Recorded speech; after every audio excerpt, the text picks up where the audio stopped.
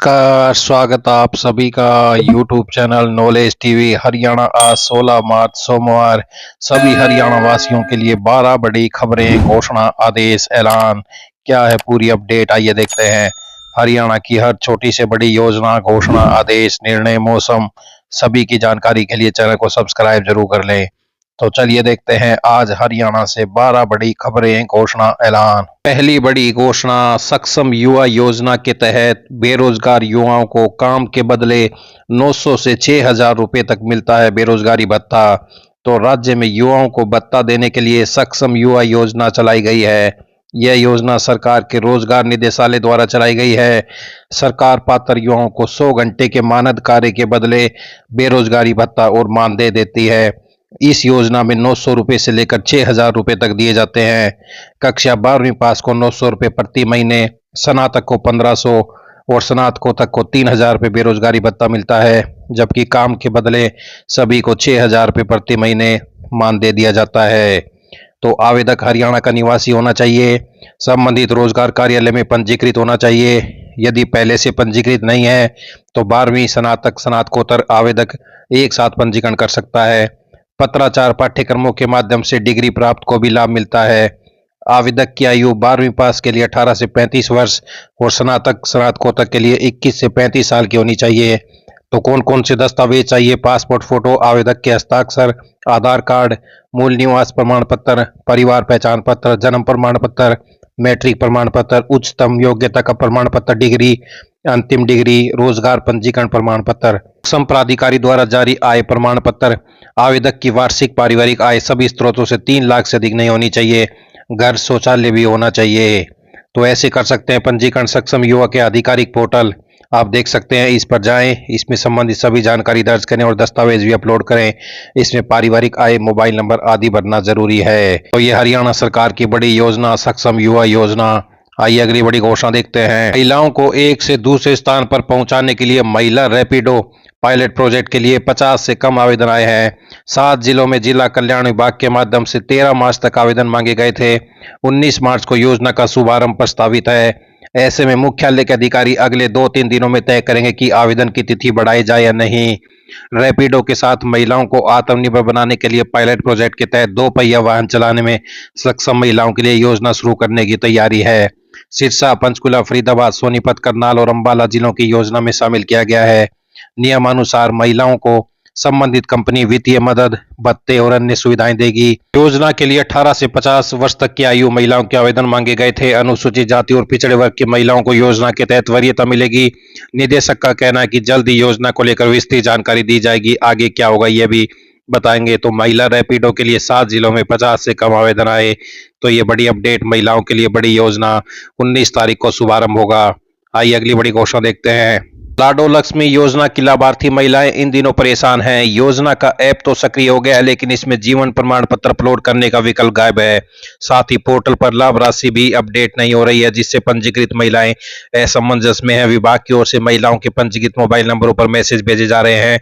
इसमें राशि अपडेट के निर्देश दिए जा रहे हैं। आदेशों का पालन करने के लिए महिलाएं नगर परिषद के चक्कर काट रही हैं, लेकिन कहीं से भी संतोषजनक जवाब नहीं मिल रहा है। परेशान महिलाएं मदद की आस में कॉमन सर्विस सेंटर यानी CSC भी पहुंच रही हैं, लेकिन वहां भी ऐप में विकल्प न होने के कारण तकनीकी समस्या बनी हुई है। तो जीवन प्रमाण पत्र अपलोड करने का विकल्प गायब। लाडो लक्ष्मी योजना की लाभार्थी परेशान, मोबाइल पर संदेश भेजे जा रहे हैं, लेकिन जीवन प्रमाण पत्र अपलोड करने का विकल्प नहीं है। तो ये बड़ी अपडेट आई। अगली बड़ी घोषणा देखते हैं। अपनी कार या निजी वाहन से फास्टैग के जरिए नेशनल हाईवे पर सफर करना महंगा हो जाएगा। NHAI ने आगामी वित्त वर्ष 2026-27 के लिए फास्टैग वार्षिक पास की कीमत में संशोधन करने का निर्णय लिया है। इसके तहत फास्टैग का सालाना पास वर्तमान 3,000 से बढ़ाकर 3,075 कर दिया जाएगा। तो बड़ी अपडेट। सड़क परिवहन एवं राजमार्ग मंत्रालय ने कहा कि नई शुल्क संरचना 1 अप्रैल 2026 से प्रभावी होगी। तो फास्टैग का सालाना पास 1 अप्रैल से 75 रुपये महंगा होगा। 56 लाख से ज्यादा वाहन चालक इस्तेमाल कर रहे हैं सालाना पास। आइए अगली बड़ी घोषणा देखते हैं। हरियाणा में मत्स्य पालन के क्षेत्र में किसानों के बढ़ते रुझान को देखते हुए केंद्र सरकार भी मछली पालकों की मदद के लिए आगे आई है। केंद्र सरकार की प्रधानमंत्री मत्स्य संपदा योजना के तहत ताजे पानी में मछली पालन करने वालों को खाद और खुराक के लिए किसानों को अनुदान दे रही है। हरियाणा में मत्स्य पालन के क्षेत्र में किसानों का रुझान तेजी से बढ़ा है। हरियाणा मछली पालन में देश भर में दूसरे स्थान पर है। 2025-26 में प्रदेश में करीब 2,04,000 टन मछली उत्पादन हुआ है। हिसार, भिवानी, सिरसा, रोहतक और करनाल में बड़े पैमाने पर मछली पालन किया जा रहा है। प्रधानमंत्री मत्स्य संपदा योजना के तहत मिश्रित मत्स्य, स्कैम्पी, तिलापिया आदि प्रजाति की मछली पालने के लिए किसानों को अनुदान मिलता है। इस श्रेणी में इकाई लगाने का खर्च लगभग 4 लाख रुपए प्रति हेक्टेयर आता है। केंद्र सरकार सामान्य वर्ग के किसानों को इकाई लगाने के लिए 40% अनुदान देती है। अनुसूचित जाति और महिला लाभार्थियों के लिए 60% तक अनुदान का प्रावधान है। योजना में आवेदन के लिए परिवार पहचान पत्र, आधार कार्ड की कॉपी, बैंक पासबुक की कॉपी होनी चाहिए। तो ये बड़ी अपडेट, मछली पालने के लिए केंद्र सरकार दे रही 60% अनुदान। आइए अगली बड़ी घोषणा देखते हैं। मिडल ईस्ट के तनाव की वजह से देश भर में एलपीजी को लेकर चल रहे बढ़ते दबाव के बीच अब सरकार ने घरेलू रसोई गैस को लेकर एक बड़ा अहम फैसला किया। इस फैसले के तहत अब कुछ खास लोगों को अब एलपीजी सिलेंडर नहीं मिलेगा। सरकार का उद्देश्य है कि सीमित गैस संसाधनों का इस्तेमाल उन लोगों तक पहुंचे जो केवल सिलेंडर पर निर्भर हैं और जिनके पास अन्य विकल्प मौजूद नहीं है। तो नए नियमों के अनुसार अगर किसी घर में पहले से पाइप्ड नेचुरल गैस यानी पीएनजी कनेक्शन है तो उन्हें घरेलू एलपीजी कनेक्शन की सुविधा नहीं दी जाएगी। इस कदम से घरेलू गैस वितरण प्रणाली को अधिक व्यवस्थित बनाने का प्रयास किया जा रहा है। तो पीएनजी वालों को नहीं मिलेगा एलपीजी सिलेंडर। तो ये बड़ी अपडेट। आइए अगली बड़ी घोषणा देखते हैं। भारतीय सेना में सेवा करने का सपना देख रहे युवाओं को राहत मिली है। सेना ने वर्ष 2027 के लिए अग्निपथ योजना के तहत भर्ती का फैसला किया है। इस बार भर्ती प्रक्रिया में बड़ा बदलाव करते हुए रक्षा मंत्रालय ने पुरुष और महिला दोनों वर्गों के लिए अधिकतम आयु 21 से बढ़ाकर 22 कर दी है। इससे युवाओं को राहत मिलेगी जो पिछले साल मामूली अंतर से चूक गए थे।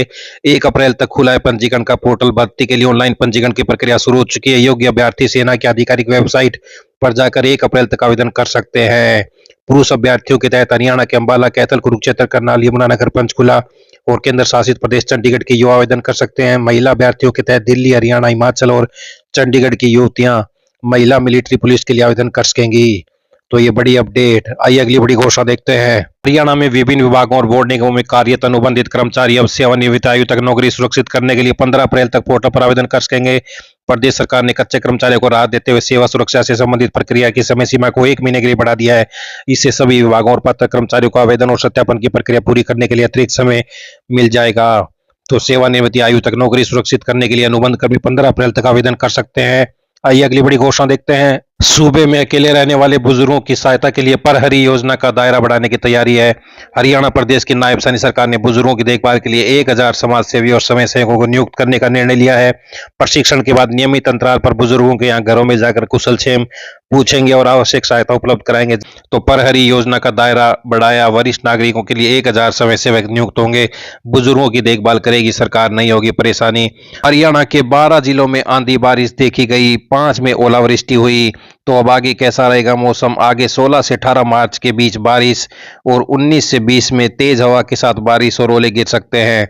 ये बड़ी अपडेट मौसम से पल पल की जानकारी आप सभी को मिलती रहती है। ये हरियाणा वासियों के लिए बड़ी खबरें, घोषणा, आदेश, ऐलान सबसे पहले आपको यहाँ पर जानकारी मिलती है। चैनल को सब्सक्राइब जरूर कर लें।